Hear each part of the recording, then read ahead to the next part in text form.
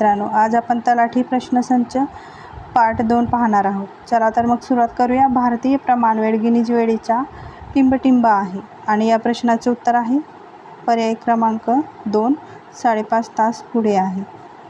भारताची प्रमाणवेळ 82.30 पूर्व रेखावृत्तावरील स्थानिक वेळेनुसार निश्चित केली आहे. अलाहाबाद शहराजवळील मिर्झापूर गावाच्या पश्चिमेला हा रेखांश आहे. पुढचा प्रश्न पाहूया. यापैकी कोणती नदी गोदावरीची उपनदी नाही? आणि या प्रश्नाचे उत्तर आहे पर्याय क्रमांक 3, इंद्रायणी.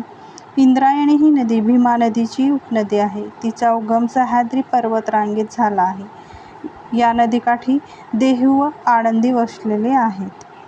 पुढचा प्रश्न पाहूया. प्रश्न क्रमांक 3, सातारा जिल्ह्यातील कोणत्या तालुक्यात गजे लेझिम ही लोककला प्रसिद्ध आहे? आणि या प्रश्नाचे उत्तर आहे पर्याय क्रमांक 2, मान. पुढचा प्रश्न पाहूया. सातारा जिल्ह्याचे हवामान सर्वसाधारण कोणते आहे? आणि या प्रश्नाचे उत्तर आहे पर्याय क्रमांक 3, उष्ण व कोरडे. सातारा जिल्ह्यातील कोयना व कृष्णा या 2 प्रमुख नद्या आहेत. प्रश्न क्रमांक 5 पाहूया. सातारा जिल्ह्यातील किती तालुके आहेत? आणि या प्रश्नाचं उत्तर आहे पर्याय क्रमांक 1, 11. सातारा जिल्ह्याचे भौगोलिक क्षेत्र हे 10,484 चौरस किलोमीटर आहे. पुढचा प्रश्न पाहूया. प्रश्न क्रमांक 6, सातारा जिल्ह्याच्या पश्चिम भागात कोणते आदिवासी राहतात? आणि या प्रश्नाचं उत्तर आहे पर्याय क्रमांक 2, भिल्ल कातकरी. वारली ही जमात ठाणे आणि पालघर जिल्ह्यात दिसून येते. तसेच वारली चित्रकला हे वारली जमातीचे वैशिष्ट्य आहे.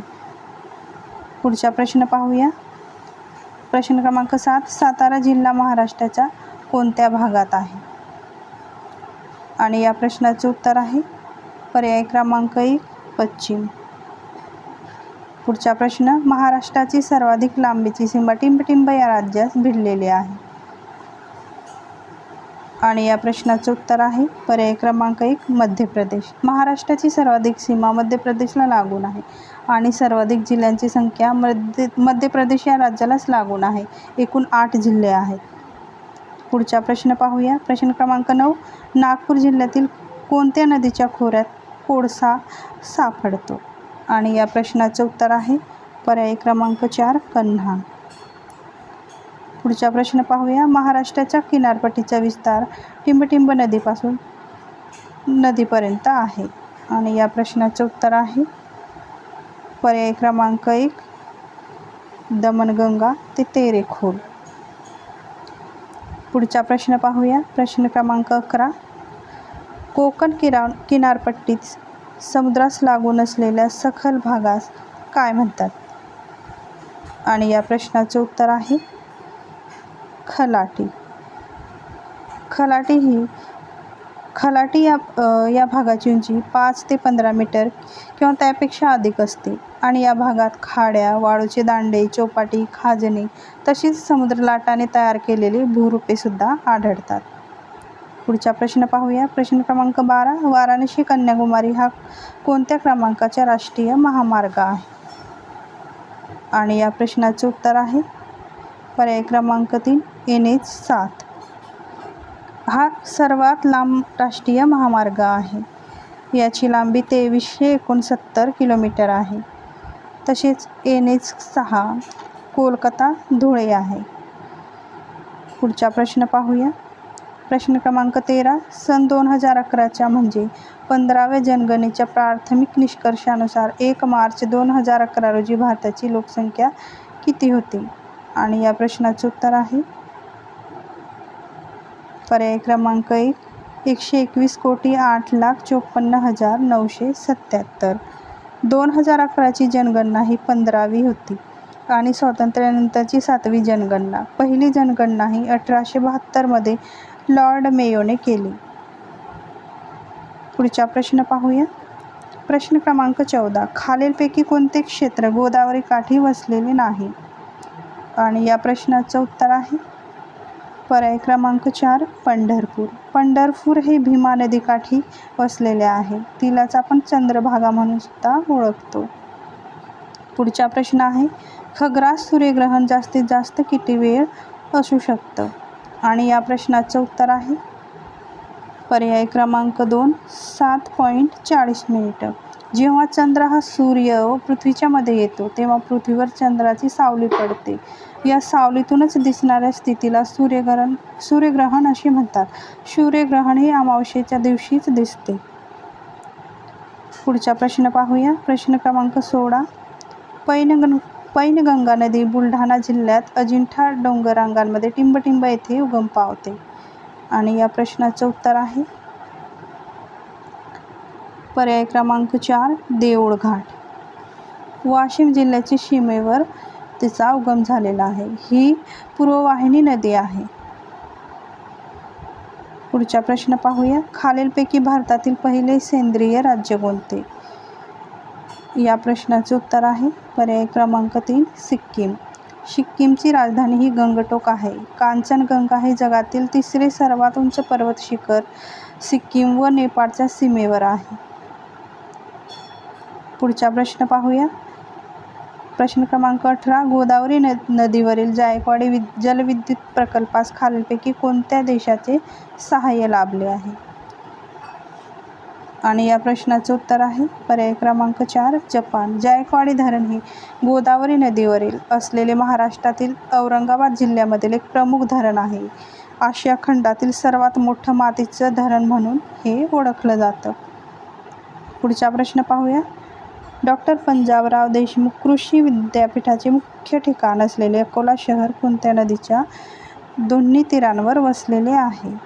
आणि या प्रश्नाचं उत्तर आहे पर्याय क्रमांक 2 मोरणा. मोरणा नदी ही पूर्णा नदीची उपनदी आहे. पुढचा प्रश्न. लोणार सरोवर टिंबटिंब पाण्याचे सरोवर जगप्रसिद्ध आहे. आणि या प्रश्नाचे उत्तर आहे पर्याय क्रमांक 2 खारे सरोवर. बुलढाणा जिल्ह्यातली खाऱ्या पाण्याचे एक सरोवर आहे. याची निर्मिती एका उल्कापातामुळे झालेली आहे. लोणार हे बेसॉल्ट खडकातील एकमेव मोठे आघाती विवर आहे. पुढचा प्रश्न. खालीलपैकी कोणते आदिवासी जमात महाराष्ट्र राज्यात आढळत नाही? आणि या प्रश्नाचं उत्तर आहे पर्याय क्रमांक 3 कोरबा. कोकणी मावची ही नाशिक जिल्ह्यात आढळते. आणि कोरकुई ही जमात अमरावतीमध्ये आणि कोरबा ही जमात छत्तीसगड झारखंड या राज्यात आढळते. पुढचा प्रश्न पाहूया. प्रश्न क्रमांक 22. धुळे शहर टिंबटिंब या राष्ट्रीय महामार्गावर वसलेले नाही. आणि या प्रश्नाचं उत्तर आहे पर्याय क्रमांक 3 NH60. पुढचा प्रश्न आहे. सातपुडा पर्वतरांगांमुळे टिंबटिंब नद्यांची खोरे वेगळी झालेली आहेत. आणि या प्रश्नाचं उत्तर आहे पर्याय क्रमांक 1 नर्मदा व तापी. पुढचा प्रश्न. प्रश्न क्रमांक 24. महाराष्ट्राच्या पूर्व पश्चिम विस्तारापेक्षा दक्षिणोत्तर विस्तार हा कमी आहे. म्हणून या प्रश्नाचं उत्तर पर्याय क्रमांक 1. पुढचा प्रश्न पाहूया. प्रश्न क्रमांक 25. सह्याद्रीच्या पूर्वेकडील प्रदेश काय म्हणून ओळखला जातो?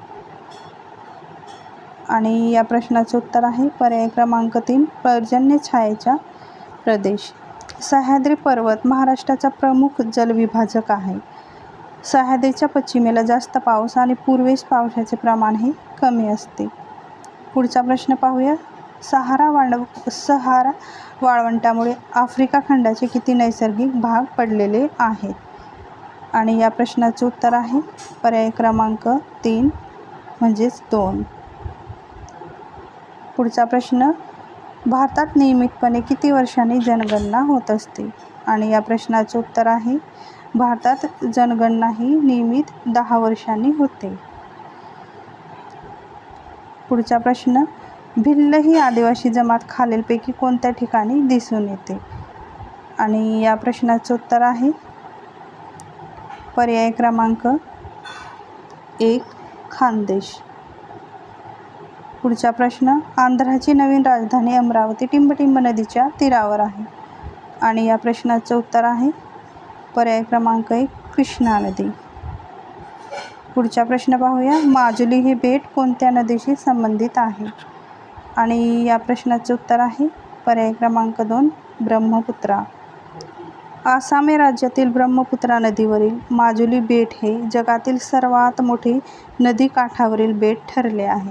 माजुली बेट हे दुर्मिळ पक्षी, प्राणी व वनस्पती यांचे ठिकाण आहे. मित्रांनो, तुम्हाला हा जर व्हिडिओ आवडला असेल तर प्लीज लाईक आणि शेअर करा.